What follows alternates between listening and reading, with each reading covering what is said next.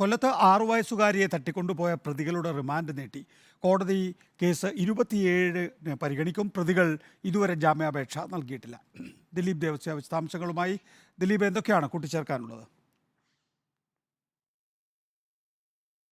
Nikesh, November 27-നായിരുന്നു കൊല്ലം ഓയൂരിൽ നിന്ന് 6 വയസ്സുകാരിയെ പത്മകുമാറും ഭാര്യ അനിതകുമാരി മകൾ അനുപമയും തട്ടിക്കൊണ്ടുപോയത്. മോചനദ്രവ്യത്തിന് ആവശ്യപ്പെട്ടായിരുന്നു ഇവർ കുട്ടിയെ തട്ടിക്കൊണ്ടുപോയതെന്നാണ് പോലീസ് പറഞ്ഞത്. ഡിസംബർ 2-ന് ഇവരെ പോലീസ് പിടികൂടുകയും ചെയ്തിരുന്നു. പിന്നീട് ഇങ്ങോട്ട് ഇവർ റിമാൻഡിലായിരുന്നു. ഇന്നലെ റിമാൻഡ് കാലാവധി കഴിഞ്ഞതിന് ശേഷമാണ് കൊട്ടാരക്കര കോടതി വീണ്ടും ഇവർക്ക് 14 ദിവസത്തേക്കൂടി ഇവരെ റിമാൻഡ് ചെയ്തിരിക്കുന്നത്. ഇതുവരെയും പ്രതികൾ ആരും തന്നെ ജാമ്യാപേക്ഷ നൽകിയിട്ടില്ല. കുട്ടിയെ തട്ടിക്കൊണ്ടുപോയ കേസിലെ 3 പ്രതികളും ഇപ്പോൾ പിടിയിലാണ്.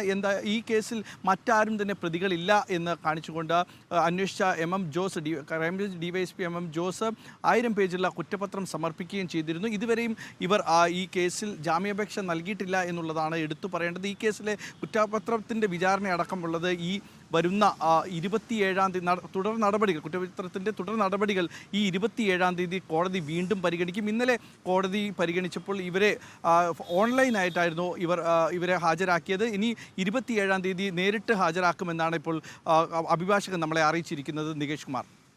ദിലീപ് ദേവസ്യാണ് വിശദാംശങ്ങൾ നൽകിയത്. കൊല്ലത്ത് 6 വയസ്സുകാരെ തട്ടിക്കൊണ്ടുപോയ പ്രതികളുടെ റിമാൻഡ് നീട്ടി. കേസ് കോടതി 27-ന് പരിഗണിക്കും.